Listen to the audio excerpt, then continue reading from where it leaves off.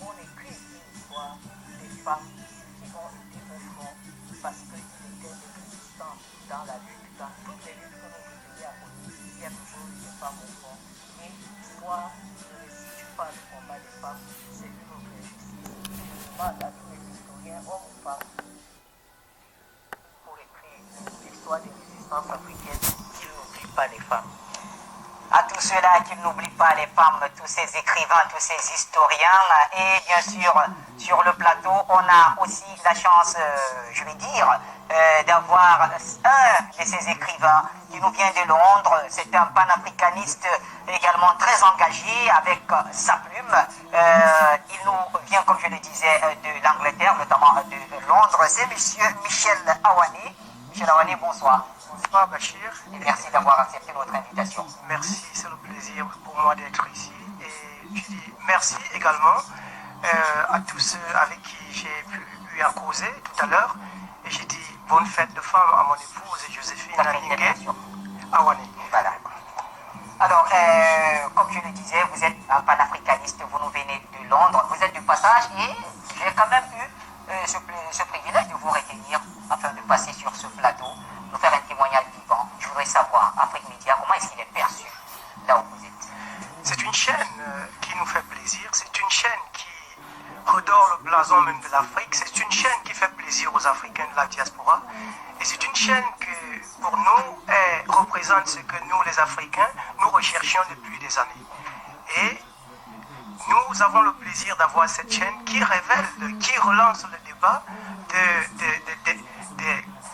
des sujets et des thèmes qui ont été longtemps occultés par les médias et qui n'ont pas été mis au grand jour. Et ça me fait plaisir de voir que le débat est toujours vivant. Et quand je prenais ma plume pour écrire le livre Au-delà du subconscient colonial, je ne savais pas que le débat était si vivace. Mais en suivant votre chaîne, ça me donne le plaisir de savoir que nous avons... Justement, le livre, la régie nous le présente, c'est en anglais, Above the Colonial Subconscious, Africa Moves, c'est bien ça le titre. Oui. Traduction. Au-delà du subconscient colonial, l'Afrique avance. Alors, qu'est-ce qui vous a motivé à écrire ce livre?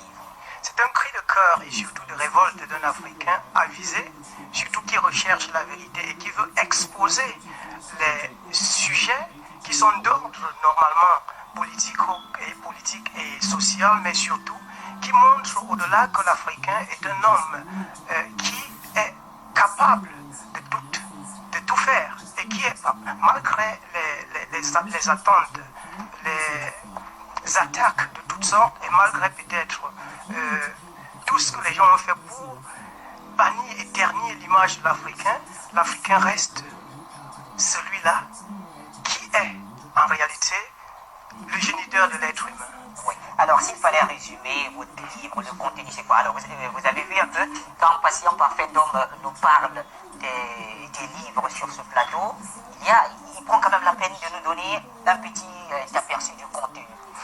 S'il fallait résumer. Alors, je parle du subconscient colonial. Je commence par le concept du subconscient. Le subconscient, c'est le répositoire de tous les actes qui commandent notre vie psychique, surtout consciente. C'est-à-dire que les actes que nous posons de manière consciente ont été quelquefois la résultante des formations, des yeux et données, des systèmes éducatifs que nous avons reçus.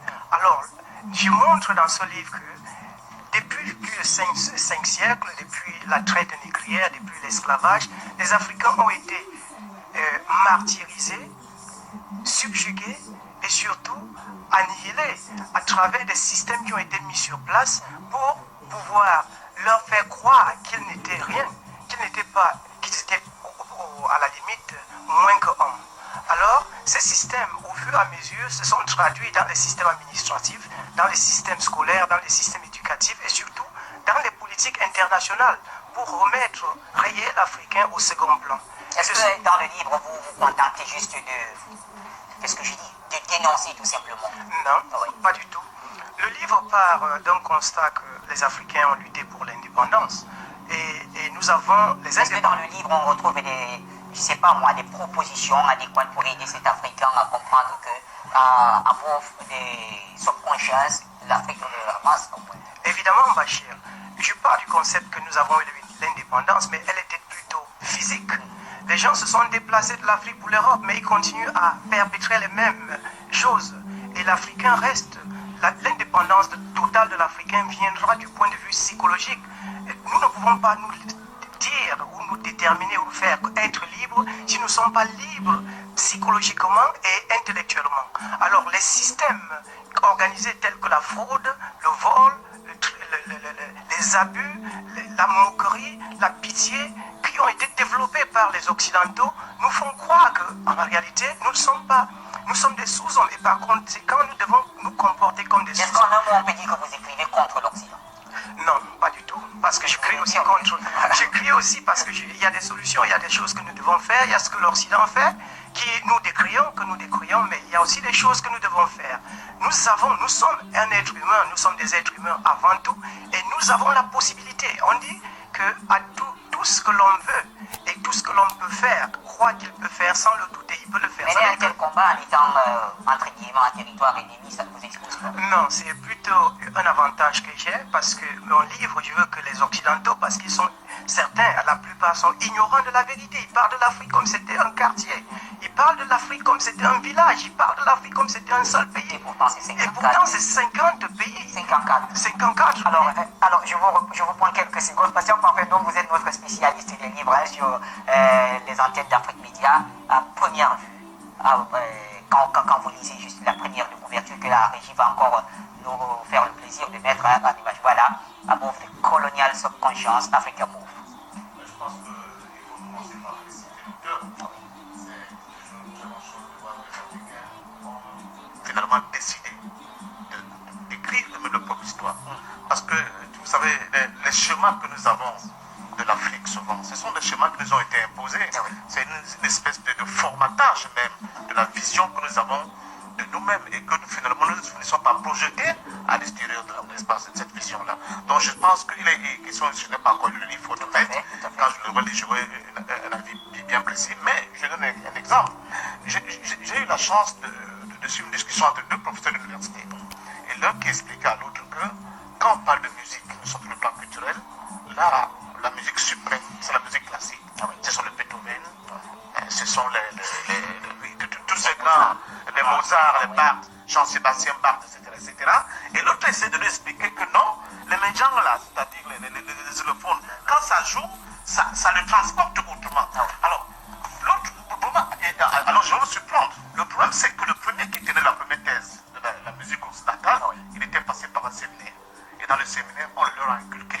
Et il était sûr de son fait. Tu ne pouvais pas le changer. Parce qu'en fait, ce n'est plus la raison qui parlait. C'est quelque chose qui a été inculqué, induit en lui, qui faisait que reproduire cela. Donc, je pense que quand je l'écoute, je dis, au-delà de toutes ces violences que nous avons subies, malgré tout cela, malgré tous ces fardeaux, l'Afrique se remet debout, patiemment, mais de manière décisive, pour aller de l'avant. Et le simple fait d'écrire ce livre est une autre démonstration que l'Afrique est en avant. Merci, patient, parfait. Donc, alors, pour sortir définitivement, Michel Awane, le livre, il est en anglais. Il est en anglais, mais la traduction française arrive bientôt. Si vous me permettez, je vais encore développer juste une... En quelques secondes, puisque en quelques secondes, je vous en prie. D'accord. Alors, je disais, ce livre vraiment part au-delà parce qu'il y a des responsabilités partagées. Parce que nous avons des intellectuels. Et je constate qu'en Afrique, la recherche scientifique n'est pas toujours considérée comme une chose où il faut investir. Alors, si on n'investit pas sur des choses qui nous sont importantes comme ça, nous n'allons pas nous sortir de ce que nous sommes. Nous devons prendre un pas en avant, investir dans la recherche scientifique, investir même dans la recherche, dans la restauration et même dans la recherche de la reconnaissance et de la compensation des Africains par rapport à la saignée qu'on a causée aux Africains. Je revendique que l'Europe, l'Occident et les États-Unis payent le prix de l'esclavage parce qu'on a saigné l'Afrique pour peupler et enrichir les pays étrangers, l'Occident. Alors, si l'Allemagne a occupé les pays et que l'Allemagne continue toujours à payer aujourd'hui ce qu'elles ont fait pour les guerres, juste pour l'occupation des pays et surtout pour la guerre, alors les Africains qui ont été saignés, qui ont été martyrisés, qui ont été punis, qui ont été intimidés, doivent aussi, c'est des histoires massacrées, doivent être penser à la hauteur des dommages qui ont été causés à l'Afrique. Donc je demande ce livre et ça, mais aussi je demande que l'Africain cesse de jouer le rôle de pitié. Donc il fait comme un homme qui est incapable, il passe partout, il mendie, il demande. Non, les Africains sont capables. L'Afrique c'est le paradis. Et c'est votre combat, c'est aussi le combat Oui, d'Afrique. oui.